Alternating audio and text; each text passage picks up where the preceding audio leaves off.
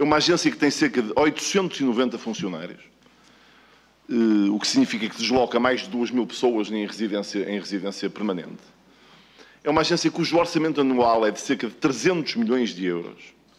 É uma agência que tem uma enorme importância, porque, evidentemente, que trata da regulação de todos os medicamentos para uso humano e para uso veterinário. Isso significa um mercado imenso na Europa. Estamos a falar de uma agência que trabalha para os 500 milhões de cidadãos da Europa, onde se fazem anualmente 500 reuniões presenciais que estima-se que produzam diretamente entre 30 a 40 mil dormidas, independentemente da decisão prévia do Governo, que, enfim, eu só não digo que não estou em desacordo, porque não conheço os seus fundamentos, mas o que me parece que estou de acordo é que o Porto não devia desistir desta questão. Há 2 meses atrás, em abril, estávamos a tempo, de facto, de influenciar o Governo. Agora, eu não consigo perceber a estratégia do Partido Socialista, onde existe um decreto-lei assinado pelo Governo, onde se constitui uma equipa de trabalho para a candidatura em Lisboa. E eu gostaria de perguntar ao Sr. Vereador Manuel Pizarro como é que nós revertemos este decreto-lei. Na realidade, a decisão está tomada pelo Governo. Está tomada pelo Governo, erradamente, atribuindo a Lisboa, por motivos, só podemos considerar, de contexto pífio, e que o Governo poderia arranjar qualquer argumento, até podia dizer que tem que ser em Lisboa porque só lá é que há Terreiro do Paço, à partida, travar uma guerra perdida. Isto é, aquilo que eu acharia coerente é que, e designadamente os vereadores que têm, digamos, um telefone vermelho para a geringonça, deveriam esclarecer os seus colegas de vereação e a população que iniciativas foram feitas no sentido de, no âmbito do Governo e no âmbito da coligação que governa o país, reverter esta decisão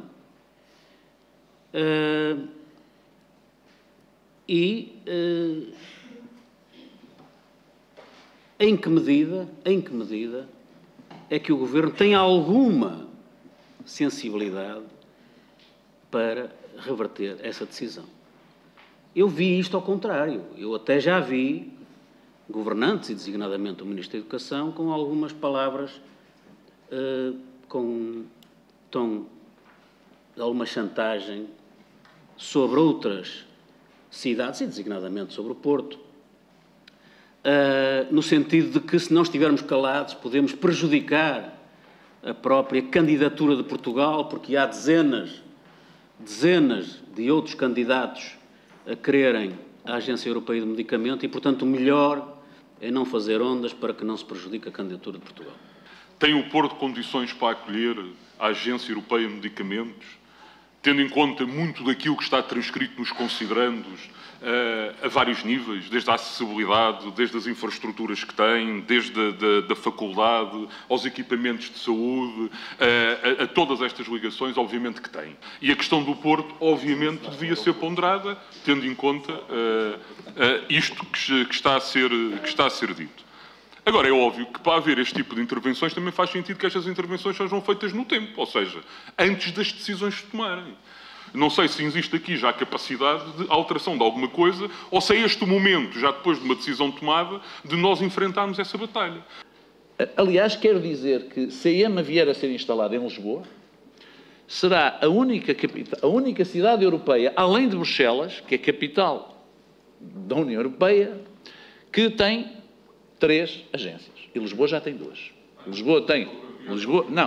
Pronto. Agora, e este aspecto é um aspecto preocupante, a meu ver, desde logo na candidatura que é apresentada. Porquê? Porque um dos critérios de escolha está lá escrito, chama-se dispersão geográfica. Portugal não está a promover a dispersão geográfica. Agora, vamos ver o que é que aconteceu em Portugal. Em Portugal, no dia 28 de abril, o Conselho de Ministros reuniu e decidiu criar um grupo de trabalho para preparar a candidatura. 28 de abril estávamos no final da semana e no dia 2, dia 1 era feriado, como se recorda, 1 de maio, não escrevi no dia 1 de maio, mas já tinha escrito no dia 2 de manhã, ainda antes da reunião de Câmara, portanto escrevi isto no dia 1, mas só mandei no dia 2, no dia 1 de maio, é dia do trabalhador, a Câmara está fechada, mandei uma carta ao Sr. Primeiro-Ministro, foi logo imediatamente por e-mail e depois em papel. E em que eu digo o seguinte: o Conselho de Ministros aprovou na semana passada a candidatura de Portugal, era o que nós conhecíamos, ainda não sabíamos que era a candidatura de Lisboa, e digo que pese embora a dificuldade de concretizar esse projeto, na medida em que não faltarão outros Estados-membros interessados, era conhecido, há 20 candidaturas, portanto já havia muitas, e com fortes argumentos considero que esta candidatura é virtuosa. Desejo-lhe, por isso, o maior sucesso nessa oportuna iniciativa. Queria, nesse sentido, salientar a importância que essa agência poderia ter para a região norte e para o Porto em particular. E depois uso os mesmos argumentos que o Dr. Manuel Pizarro, que o Sr. Vereador Manuel Pizarro invoca e bem. Ou seja, o que é que nós temos aqui? E o que é que nós poderíamos contribuir? E, portanto, aquilo que eu solicito é que, no fundo, se faça a justa ponderação dentro do território nacional relativamente a onde é que esta agência poderá ficar melhor, poderá ser mais importante. A deliberação do Conselho de Ministros acabou por ser publicada no Diário da República de 5 de junho. Sim. Até lá, 5 de junho, até lá, nós não sabíamos os termos da resolução. Nos outros países discutiu-se e chegou a uma conclusão. No caso de Portugal, definiu-se a cidade e depois está concluído. Ó Sr. Vereador Manuel Pizarro, eu ontem recebi uma carta do Sr. Primeiro-Ministro. Ontem. Não sei se conhece o teor da carta. Peço desculpa. Pronto, mas eu vou ler. Admito que não saiba, porque já a sua proposta tinha sido agendada. O que é que diz? Diz assim: Excelentíssimo Sr. Presidente, quando decidimos candidatar-nos à relocalização da EMA, estudamos a possibilidade de candidatar as cidades de Lisboa e Porto para esse efeito. Estudaram. O Governo estudou. É o que está aqui. 2 razões conduziram à opção de Lisboa. 1. A conveniência da proximidade com o Infarmed, Agência Nacional do Medicamento. 2. Ser fator de preferência a existência de escola europeia, que só Lisboa poderá vir a ter, beneficiando da sinergia da pré-existência de outras agências europeias, permitindo assim alcançar o número mínimo de funcionários das instituições europeias necessários para a instalação da escola. E depois termina dizendo: sou o primeiro a lamentar não ter sido possível candidatar o Porto, porque muito gostaria também por esta via contribuir para reforçar a crescente internacionalização da cidade. Eu queria dizer, em abono da justiça e da verdade, que não faltam exemplos de atos deste Governo e deste Primeiro-Ministro no sentido daquilo que são as pretensões do Porto em termos de descentralização. O Sr. Vereador Manuel Pizarro já o disse, eu não tenho problema nenhum em dizer, porque nós somos agradecidos. A questão dos SCCP, a questão das águas, a questão dos MIRO são exemplos. Da mesma maneira que devemos apontar quando subitamente discordamos dos critérios que foram seguidos. E estes critérios, o que é que me preocupa mais? Quanto à conveniência da proximidade do Infarmed, aliás, o Infarmed acabou por ser criticado pelo deputado Tiago Barbosa Rodrigues, que eu muito prezo. O Infarmed, coitado, não tem culpa nenhuma no meio disto tudo. O que é que está em Lisboa também já isso é um fator de centralismo. O Infarmed já está em Lisboa por razões do centralismo. Pronto. Mas o grande argumento aqui qual é? Escola europeia. Ora bem, vamos ver o seguinte. Olhemos então às escolas europeias.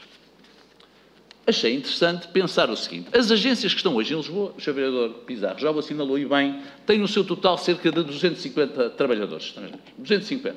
As 2 agências que lá estão. Esta vai ter 900. Portanto, esta sim, de facto, é que vai justificar a existência de uma escola europeia que não existe em Lisboa.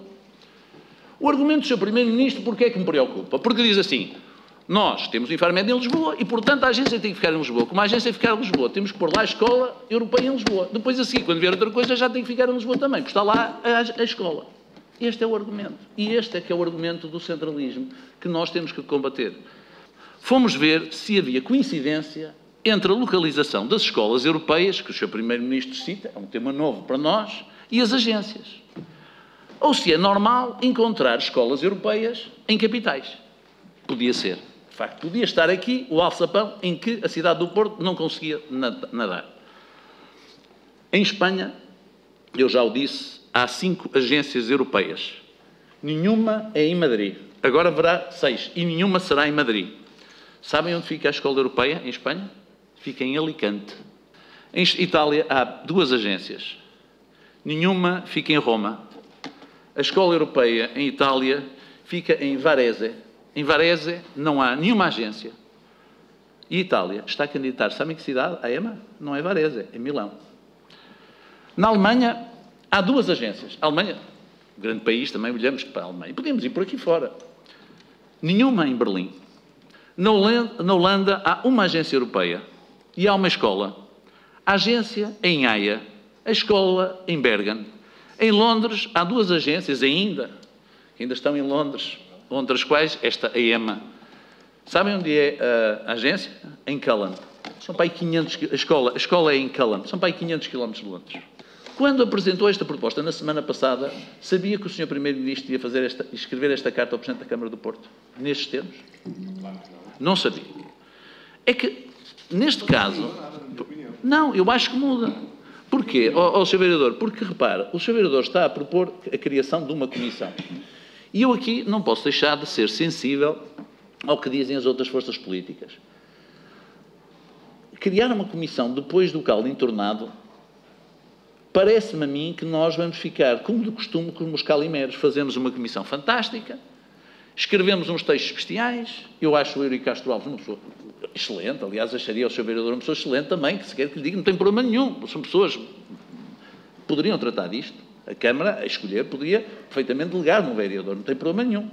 E o facto de ser um vereador de oposição não causa nenhum transtorno.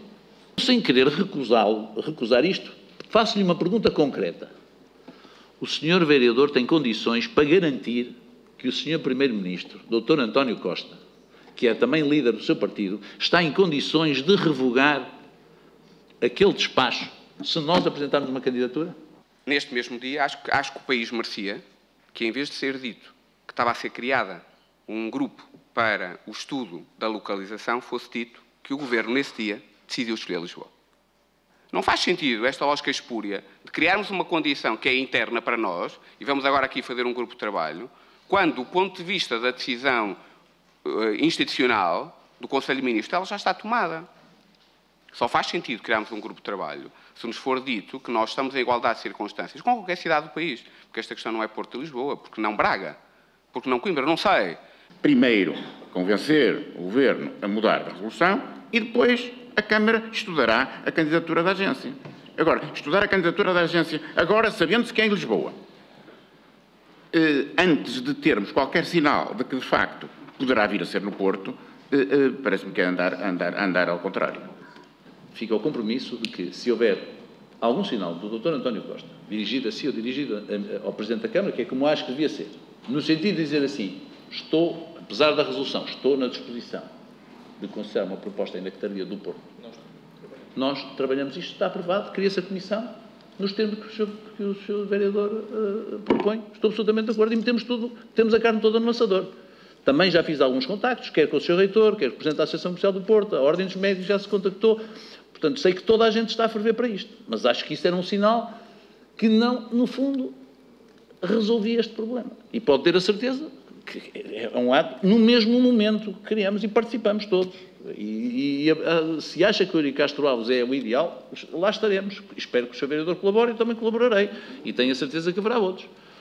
Eu estou inteiramente de acordo. O objetivo pelo qual eu e nós apresentamos esta proposta é o objetivo de conseguir uma unidade da cidade em relação a um assunto que, eu repito, tem que ser objeto de uma atitude comum da cidade.